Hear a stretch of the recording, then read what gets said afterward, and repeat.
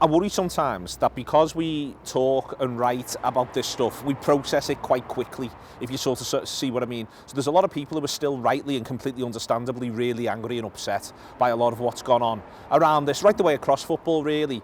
I'm already at the point, but I think it's the point to be at anyway, of pointing and laughing at the ridiculous men.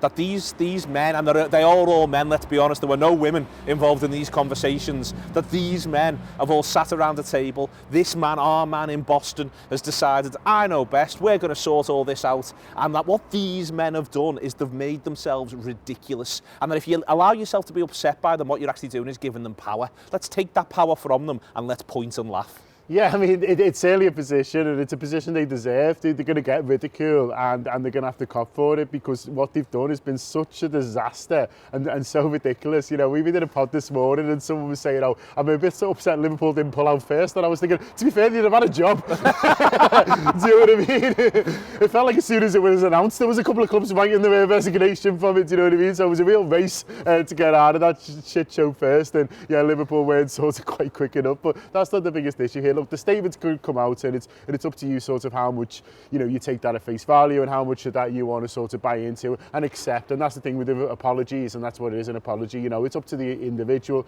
whether you sort of accept that or not. But regardless of intent, there's a real competency issue here, and that's you know what you're saying there, isn't it, about kind of, you know, pointing and laughing, is that whether we think they're right morally to lead this organisation, they've got to have questions of themselves about whether they're right, you know, from a competence level to lead this great organisation. There's the thing about very rich people, I suspect, is they don't often hear voices that are different to their own. Both in terms of literally who's in the room. There can be disagreement within the room. I'm not saying that these people are bullies, I don't know either way. But it's the idea that if you're in the room, you've already got a certain mindset by virtue of the fact that you've got there. And I'll say it again, you know, normally these people get to strut around and act as though they're masters of the universe to an extent. You know, the normal things don't touch them. And as I say, that's why for me, the best revenge here really is going, well, you want me to take you seriously? You want me to take you seriously? After everything that you've done, the way in which you've carried yourself, the way in which you've acted, the fact that you haven't deigned to explain, and the fact that you've completely misread yet another situation in yet another way. You want me to take you seriously? You should start taking us seriously. They absolutely should, because they've underestimated us again. They feel like, oh, they can bring out this grand thing and have this thing where, oh, well, no, you don't understand it, we'll explain it soon, do you know what I mean? And everyone's going to go, oh, fine, well, it looks crap, but we'll wait and see. We'll wait and see what the billionaires say about why this is great and stuff like that. And I know people weren't having it, and it strikes me as well, Neil, as people who are used to getting their own way and are used to just being able to get what they want, and are almost shocked when it doesn't work out, because it has so often in their lives worked out. They've been able to bully organisations, they've been able to bully governments, or even sort of worldwide bodies. In a lot of these sense, really, they've been able to bully people. And sometimes ordinary people are the hardest to bully, and that's what we've seen here. The people have got together and said no, and so I think they're shocked. They shouldn't be shocked, but they obviously are, because they're not used to it. I think on this, the most important thing is that the energy keeps going. Yeah. That, you know, the thing for me is that, let's be honest about this, the Premier League, the football pyramid in this country has got massive issues, massive problems. UEFA, massive issues, massive problems. FIFA, massive issues, massive problems. The game's bedeviled by racism and misogyny, bigotry, you know what I mean? There's all this stuff, and what you've seen is a collective rise of energy around this thing that can be harnessed into other, I mean, you can go beyond football, but let's just stay with football for a minute, into things, other things pertaining to football, when everyone pushes in the right direction. And the people who've had the biggest platforms, and listen, we've got a platform, but the people who've had the biggest platforms, who've been able to run amok on Monday night and say this is wrong, this is wrong, this is wrong, they should not be stopping now. Absolutely, and you know, that's what you hope does come from this, and that's what I really liked about the statement that the Spy on Cop 1906 group put out this morning, because it was like, this is the start, you know, let's go after these people, you know, Sky have had so much to say this week, haven't they, about supporters and stuff like that. Next time I go on Sky, I'm going to be saying, well, how about all that stuff you've been saying, do you know what I mean?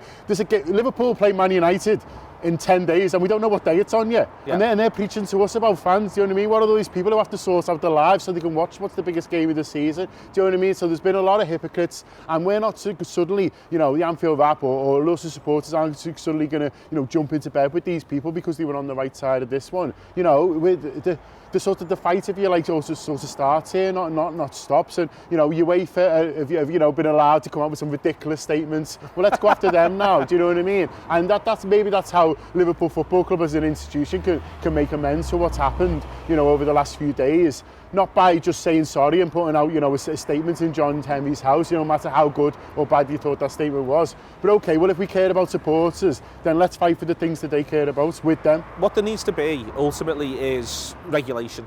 And the government started this fan-led consultation that it said it'd do ages ago, said it'd do ages ago, said it'd do ages ago. This thing hits the headline, so it starts doing it, which tells some story, it's fair to say.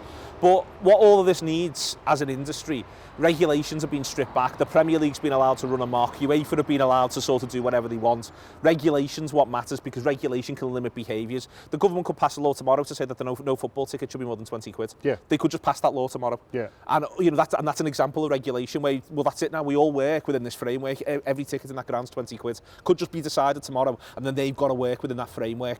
And we should be, supporting, I think, regulatory processes, because what we've seen is that these people, these idiots, these ridiculous men who now lie on the floor covered in custard pies, these men can't be trusted. They need to be regulated. Absolutely, and they either haven't got our best interests at heart, or they're just incompetent, and neither of those either way. Yeah, either way they need help. Let's genuinely say they need help. They need a couple of other things, I would imagine, but let's say they need some guidance. And so let's set up proper governing bodies in this country. Let's not have a government. Boris Johnson running his mouth like a joke that he is, what I mean, suddenly caring about football just because it's a populist thing, just because it's in the news. Oh, here's an easy win for me. Well, it's not about easy wins. It's about putting things in place. Process. Yeah, it's about process, about putting things in place that means that this thing is just harder to do, because there is the national game. It is a thing we care so much about, and that's come across. For so many supporters, the best thing about this is the unity between different fan bases, and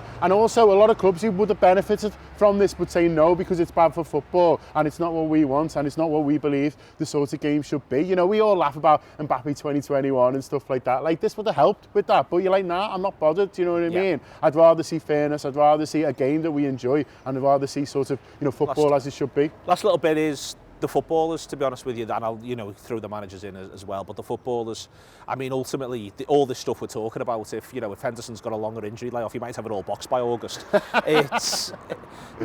What strikes me as interesting again, and sort of frameworks of play, because let's be honest, the footballers do very well out of football. They earn an awful lot of money, but they ultimately want to play football. If there was as just a complete hypothetical, a salary cap, the footballers would probably go, well, all right, I'm going to be very well paid within a salary cap, we'll just all crack on.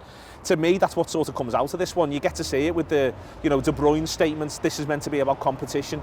Footballers who've never really uttered those sort of words before have all done it, and the group Liverpool statement in the end of their rejection, their revulsion towards it, it reflects really well, not for the first time in the last 18 months, on the lads who kick the ball around. Well, what's really come out for me, Neil, in the last 18 months, as you say, is that the footballers mistrust the owners as much as we do. In fact, maybe more, in a lot of senses. So when there was all talk about, what are you going to do about this, pay cuts and stuff like that, they're like them, do you know what I mean? Like, we'd rather do our own things, and so they did all the stuff around the donations to the NHS and stuff like that, because they'd sort of rather do that, really, and the last they'll be seeding the fact that, what they've been asked to do you know what I mean? They'd have felt for James Milner, their teammates, having to go out in front of the decision. He's got nothing to do with, so they're not going to be happy, but hopefully they all get over it, because Saturday we're back here, those flags will be gone, the ones will be back on the cop, and we've got a game to win and a Champions League to actually qualify for. To actually earn the right for, and to get the big bucks to buy the great players. We're all complicit to an extent, but we don't need to be anymore. It's the Anfield Wrap, everything we do.